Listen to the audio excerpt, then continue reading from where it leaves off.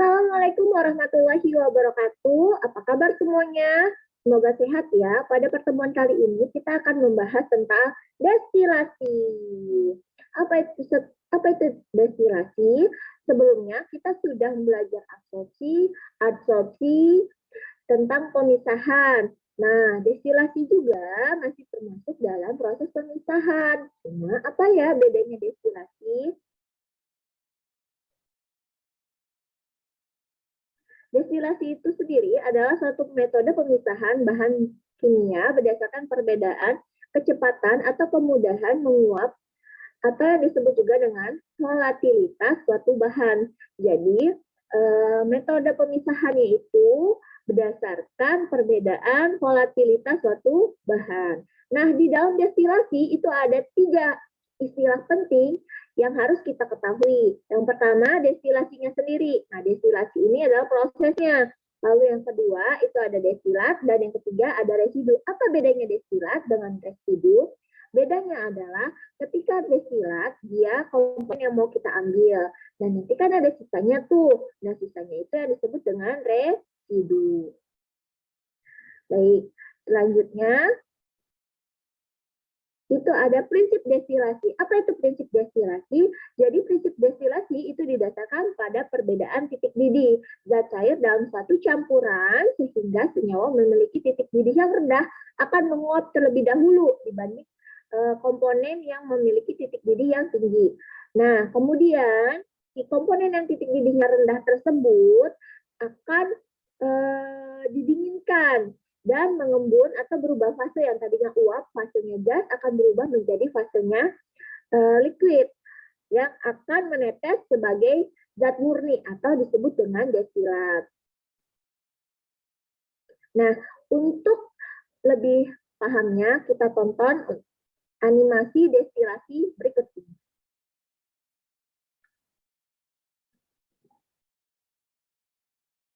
Nah, ini contoh animasinya ya. Jadi pertama, destilasi itu campurannya ditaruh di dalam labu destilat ini yang akan kita pisahkan. Lalu dipanaskan. Di sini menggunakan bunsen ya. Komponennya ada di sini. Misal di dalam sini itu ada komponen A dan komponen misalnya B. Di dalam sini ada komponen A dan komponen B ya. Di dalam campuran ini ada komponen A dan komponen B. Nah, si A dan B ini akan kita pisahkan, di mana A itu memiliki titik didih 60 derajat Celcius. Misal, terus si B ini punya titik didih 160 derajat Celcius. Misalnya yang A ini 60 derajat Celcius dan B ini 160 derajat Celcius. Nah, dari sini nanti si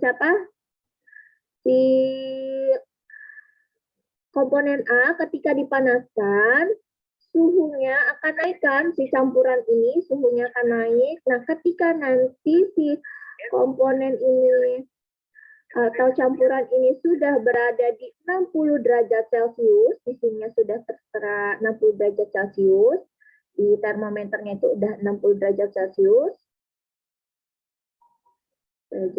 Celcius, otomatis nanti si komponen A-nya akan menguap. Nih, si komponen A-nya akan menguap ketika dia udah 60 derajat Celcius. Tuh, dia menguap. Nah, uap ini nanti diarahkan ke kondensor. Jadi, nanti uap ini akan masuk ke kondensor. Uap yang tadinya fase gas, ketika dia masuk ke kondensor, akan berubah menjadi fase liquid lagi atau fase air lagi ya, yang akan nanti menetes dan masuk ke dalam labu Erlenmeyer.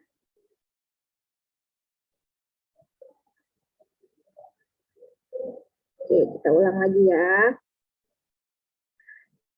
Misal, di dalam sini, di dalam satu campuran, ada komponen.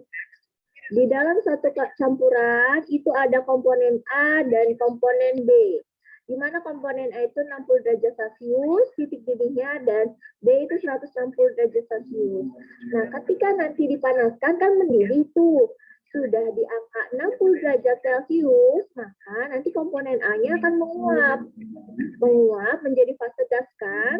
Nah, nanti uap ini akan mengalir ke dalam kondensor. Di dalam kondensor yang tadinya fasenya itu uap akan diubah menjadi fase liquid, di mana nanti akan menetes menjadi destilat.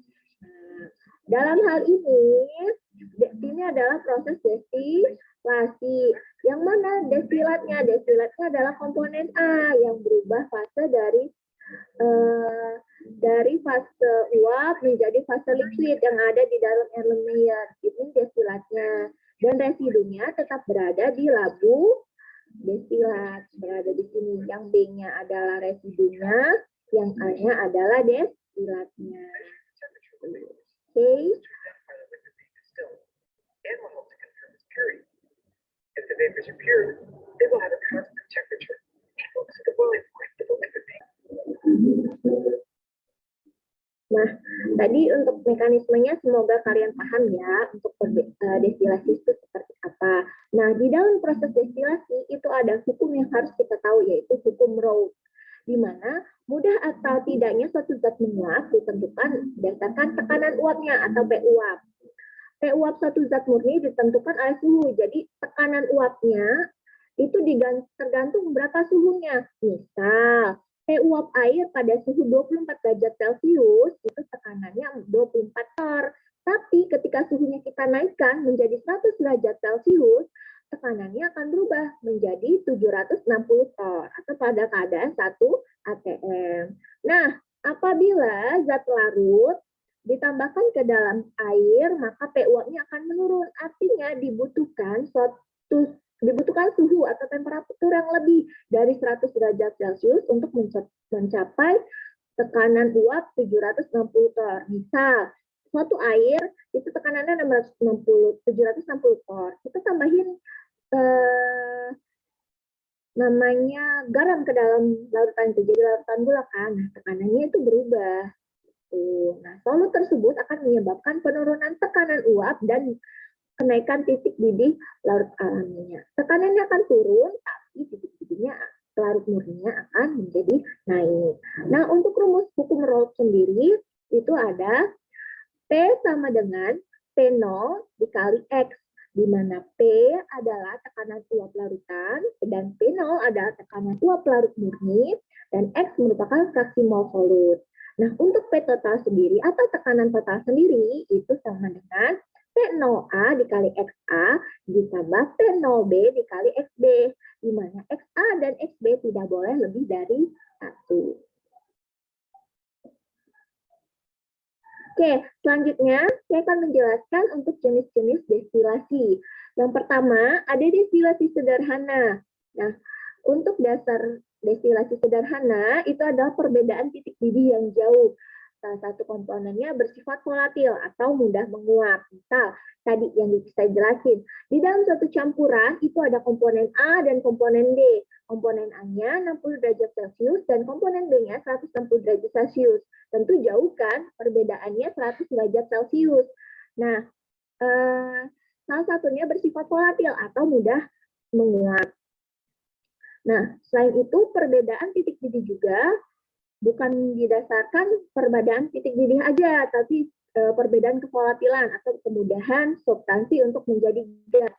Nah, aplikasi destilasi sederhana sendiri itu untuk memisahkan campuran air dan alkohol dan pemisahan sisa-sisa pelarut. Ekstraksi, misal kita mau ekstraksi minyak kemiri menggunakan N-heksan. Ketika di proses ekstraksi, hasilnya akan didapatkan campuran antara N-heksan dan minyak kemirinya. Tentu harus kita pisahkan menggunakan yang namanya destilasi. Nah, seperti yang kalian lihat, Di sini ada yang namanya rangkaian alat destilasi, mulai dari burner, terus ini adalah labu destilasinya, lalu ada temperatur, ada kondensor, yang ini yang lengkung ini namanya elbow, yang di kanan ini, lalu ada yang namanya labu Erlenmeyer. Selain destilasi sederhana, ada yang namanya destilasi fraksionisasi. Kamu apakah tahu bagaimana cara pembuatan untuk bahan bakar minyak bumi? Yang bensin deh, kamu selama ini pakai bensin kan, keliling-keliling kota, pakai motor, ya kan? Nah, ternyata dari minyak bumi itu destilasi bisa menjadi banyak hasilnya, banyak fraksinya. Nah, destilasi fraksionisasi atau disebut juga dengan destilasi bertingkat adalah proses pemisahan destilasi dalam bagian-bagian pada titik didih yang berbeda-beda. Jadi dari satu umpan atau dari feed atau dari satu bahan baku itu bisa menghasilkan banyak hasilnya. Nah, minyak bumi, ternyata dari minyak bumi itu hasilnya didestilasi dengan destilasi fraksionisasi, hasilnya bisa banyak. Bisa jadi aspal, bisa menjadi aftur, bahan bakar dari pesawat, dan bisa menjadi bahan bisa jadi bensin, solar, dan lain-lain. Nah, ini adalah penerapan untuk destilasi fraksionisasi. Lalu, selanjutnya, itu ada destilasi uap. Nah, bedanya dengan destilasi sederhana dan destilasi fraksionisasi, destilasi uap ini hampir mirip dengan destilasi sederhana, tapi ini digunakan untuk campuran senyawa yang memiliki titik didih mencapai 200 derajat Celcius atau lebih. Nah, aplikasinya adalah untuk mengekstrak beberapa produk alam seperti minyak eukaliptus. Eukaliptus apa? Minyak kayu putih kalau masuk angin, gitu ya. Lalu ada minyak citrus dari lemon atau jeruk, dan untuk ekstraksi minyak parfum dari tam udara. Nah, seperti kita lihat juga di gambar ini, kelihatan kan gambar yang di atas, itu berbeda ya dengan destilasi sederhana. Jadi dia ada tambahan labu lagi, labu destilasi lagi yang di samping. Beda ya. Lalu selanjutnya itu ada destilasi vakum. Apa ini destilasi vakum? Dia tidak stabil senyawanya. Maksudnya tidak stabil, dia kalau ketika dipanaskan akan terdekomposisi campurannya atau mendekati titik didihnya atau campuran memiliki titik didih yang di atas 150 derajat Celcius. Misalnya apa? Penyulingan minyak. Nah, ini untuk alat-alatnya seperti kalian lihat, bisa kalian lihat sendiri di sini. Lalu selanjutnya itu ada destilasi azeotrop.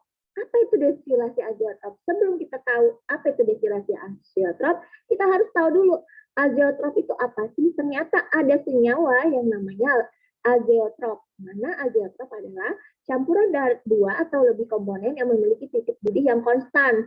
Jadi dia konstan ya titik didihnya. Nah, azeotrop dapat didestilasi dengan menggunakan bahan pelarut tertentu. Jadi kita tidak dipanaskan begitu saja, tapi harus ditambahkan dengan suatu pelarut.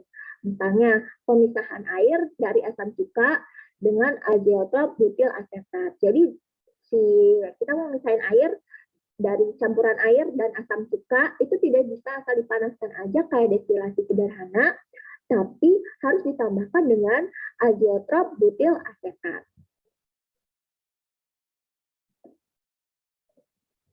Nah, ini ada contoh soal dari destilasi, bisa kalian baca sendiri.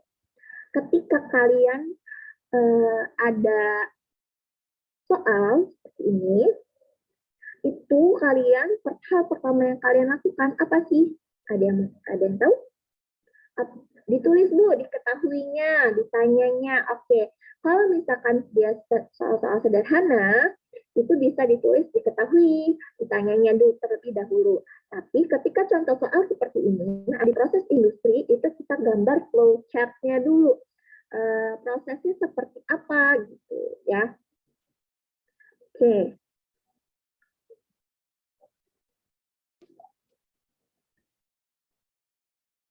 Nah, lanjut ya. Jadi,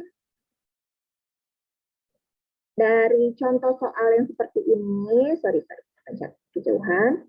Dari contoh soal yang kita peroleh seperti ini, kita tahu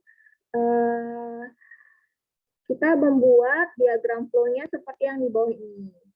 Lalu dari diagram flow ini kita tunjukkan dulu ya, di mana dia kalau destilasi memisahkan 10.000 kg per jam, campuran 50% benzena dan 50% toulena. Berarti ada benzen dan ada toulena di dalam campurannya ini, di mana dia 50%, 50%. Berarti kita tulis di sini 0,5 dan 0,5. 0,5 benzena dan 0,5 toulena. Ya, di sini ada toulena dan 50% benzena, di mana fitnya adalah 10.000 kg per jam. Lalu di sini produk D yang diperoleh dari kondensor pada bagian atas kolom memiliki 95% benzena. Di sini dia tertuliskan 95% benzena, berarti 0,95-nya isinya adalah benzena. Berarti sisanya berapa dong? Berarti sisanya 0,5-nya adalah toulena. Nah, di bagian bawah mengandung 96% toulena. Artinya di bagian bawah di sini 0,96 adalah toulena dan sisanya berarti 0,4-nya adalah si benzenanya. Lalu aliran memiliki kondensor bagian atas 80.000 kg per jam dan bagian produk dikembalikan arus balik dengan rasionya R per D. Dan sini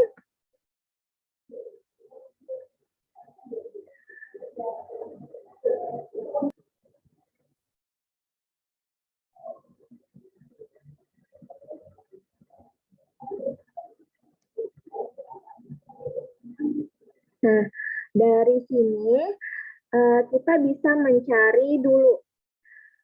Jadi F fit ini, fit masuk ini, F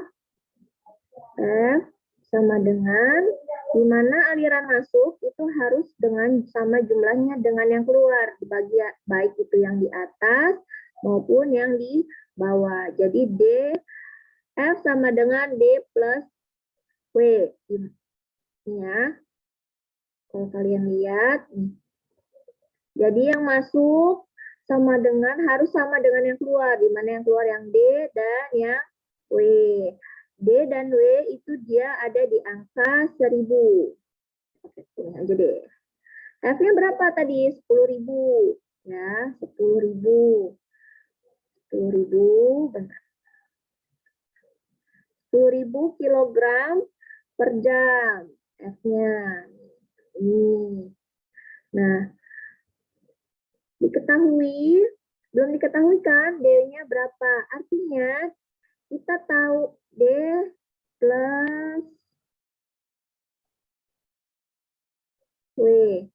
Nah, kita mau nyari D-nya dulu nih. Kan yang ditanya D-nya ya. Rasionya berapa? Berarti D sama dengan 10.000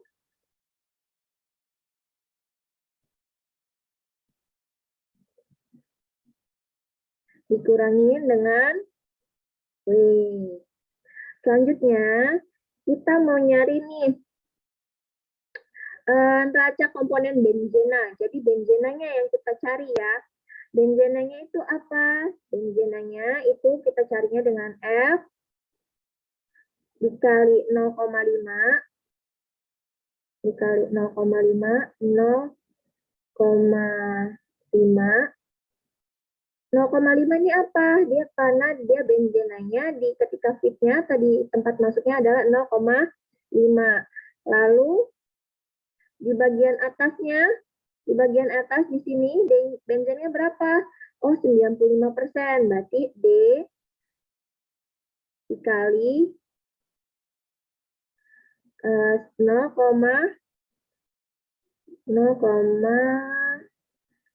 sorry ya jelek, 95. ditambah dengan W. Bagian bawahnya, W-nya di sini berapa benzenanya? Taulenanya 96%, berarti benzenanya kan 4%, dikali dengan 0,4. Kali 0,4. Nah, dari sini kita dapat memperoleh ketika kita masukkan rumus yang di atas, ini, dengan yang F sama dengan D plus W atau D sama dengan 10.000 min W, kita akan memperoleh bahwa W sama dengan D-nya ini kita substitusi jadi ini 10.000 dikurangin W. Jadi kita ini, sorry ya, kita hapus dulu.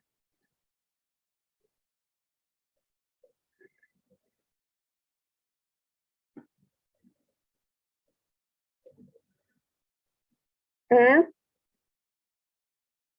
dikali 0,5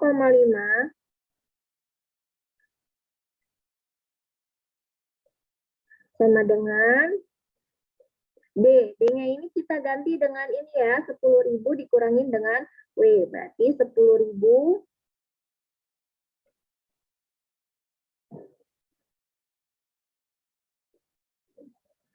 dikurang W ditambah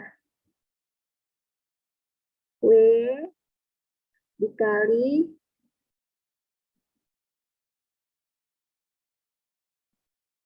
0,4.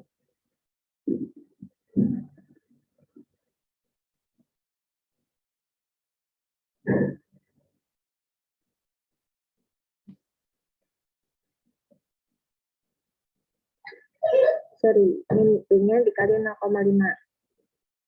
0,95. Nah, nanti ini dapat dari persamaan ini kita peroleh nilai W-nya.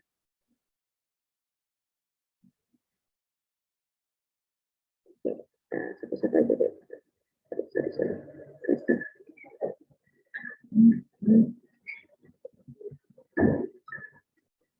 Kita masukin ya, masih F dikali 0,5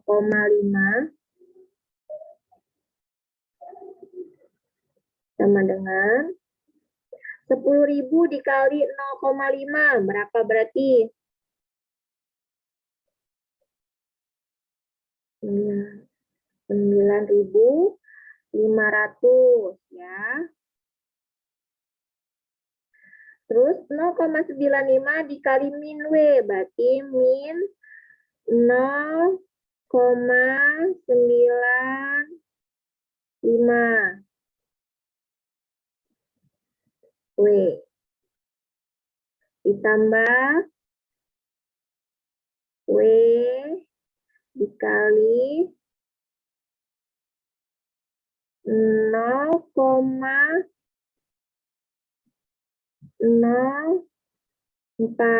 karena dia 4% ya, ini 0,04 ya. Karena dia 4%. Dari mana 4% nih? Dari sini. Kita kan ngebahas benzena ya, bukan taulena. Jadi dia benzenanya dia 100 dikurang 96, dia kan 4%. 4% dibagi 100 berarti 0,04. Nah, dari persamaan ini nanti kita akan mendapatkan persamaan W sama dengan 4.500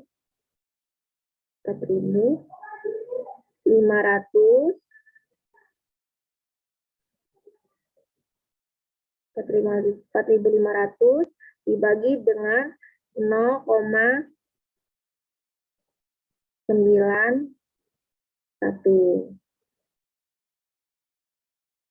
Ini untuk yang dapat yang W-nya. Jadi kita dapat W-nya di harga 4.945.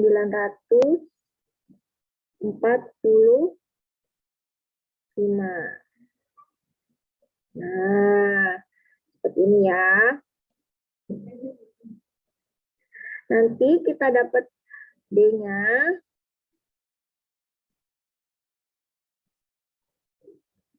10.000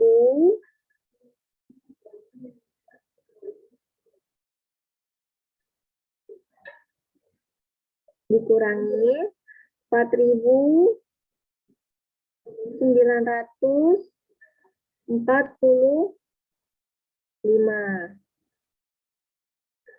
Nah, hasilnya itu 5.055. Nah, seperti itu ya. Ini baru dapat hasil D-nya yang untuk benzena. Nah, untuk benzena, bukan untuk taulena. Ini kita lagi ngebahas taulena. Ini kita lagi bahas benzena. Oke, coba deh, biar mudah tulisan dan jelek. Di sini saya udah ada. Saya hapus dulu coret-coretan tadi kita.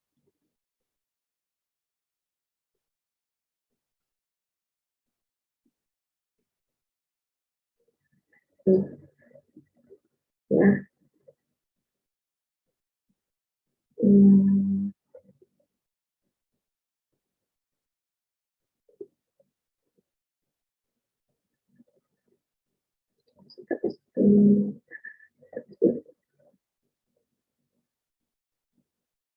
Ulangin lagi deh di sininya. Jadi kan kita ada fit-nya atau F-nya yang masuknya bahan bakunya itu F-nya itu di angka 10.000 kg per jam, di mana isinya 50% benzen dan 50% taulena. Dan keluarnya ada bak keluar atas dan keluar bawah. Di mana keluar atas di sini benzenanya dia 95% dan ketika di bawah dia yang ditekannya adalah 96% taulena. Artinya si benzenanya hanya 4%. Benzenanya 4%. Nah, masuk harus sama dengan yang keluar atau fit sama dengan keluaran atas ditambah dengan keluaran bawah. Kita substitusi cari D-nya karena kita mau cari D-nya dulu ya. D sama dengan 10.000 dikurangin W. Nah, dari sini kita bisa untuk komponen yang benzena. Kita cari yang dulu untuk yang benzena di mana pada saat fit itu benzenanya kan 50%, jadi 0,5 dikali 0,5, lalu ketika dia keluaran atas atau D di atas ini itu dia benzenanya 95% dan di keluaran bawah itu benzenanya itu dia 4%, berarti dikalikan 0,4. Nah, D di sini itu kita substitusi dari persamaan yang ini, D sama dengan 10.000 dikurangin W. Jadi disubstitusi ya D-nya. Nah, dimasukin ke dalam rumus. Ini kan jadi 5.000 nih ya. 10.000 dikali 0,5 sama dengan 5.000. Terus ini dikaliin 0,95 dikali 10.000 hasilnya 9.500. 0,95 dikali min W sama dengan min 0,9 W ditambah dengan yang ini. Ditambah W dikali 0,4. Jadi 0,4 W. Nah, dari sini kita substitusi. Ini kan ini dikurangin ini 9.500 dikurangin 5.000 hasilnya berapa? 4.500. Nah, untuk ininya sendiri nih, berarti kan dia 0,95 min 0,95 ditambah 0,4 kan ditukar dipindah ruas jadi 0,91 W. Jadi kita dapetin W untuk benzena itu 4.900 dibagi dengan 0,91 sama dengan 4.945. Nah, ini dapatlah W untuk benzena. Di bagian bawah ya, W di sini ya. Di sini. Nah, kita dapat nih D untuk si benzenanya. Nah, perhatikan kesetimbangan dari sekitar kondensor, di mana D sama di mana V sama dengan D ditambah R. Kondensor di sini. Perhatikan kesetimbangan yang atas ini. Di mana rumusnya V sama dengan D ditambah dengan R. Kita ubah, kita cari R-nya di sini. R sama dengan D-nya kita udah tahu kan di sini itu 5.055. V-nya berapa? V-nya 8.000. Dilihat dari sini. Ini V ya, ini V. Ini V, ini D. Nah, ini D. Ini V-nya 8.000 dan D-nya 5.500. D-nya yang ini ya. Yang ini. Nah, jadi R-nya 8.000 dikurangin 5.055 itu hasilnya 2.945. Nah, dari sini kita bisa lihat nih perbandingannya R dan D-nya berapa untuk benzena. Nah, berarti D-nya itu dibagi R per D sama dengan R-nya dari sini dan D-nya dari yang ini ya, bukan D awal. Bukan yang D di sini. Oke. Bukan D yang di sini, kan, tapi D-nya yang di sini. Dapatlah hasil 2.945 dibagi 5.505 sama dengan 0,58. Jadi perbandingannya atau rasio R per D adalah 58%. Oke. Nah, slide selanjutnya.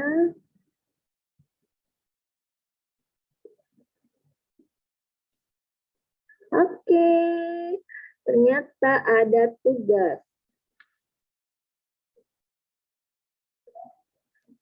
Ternyata ada tugas ya, anak-anak sekalian. Nah, untuk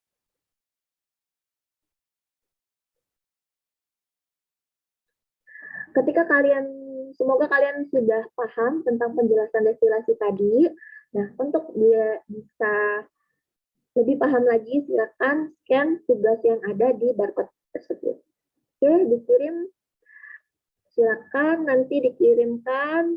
Ini scan tugasnya bentuknya Google Form ya. Jadi silakan kalian kirimkan saja isi Google Form-nya. Nanti saya lihat hasilnya. Kita akan bahas lagi untuk contoh soal-soalnya di pertemuan selanjutnya. Terima kasih. Wassalamualaikum warahmatullahi wabarakatuh.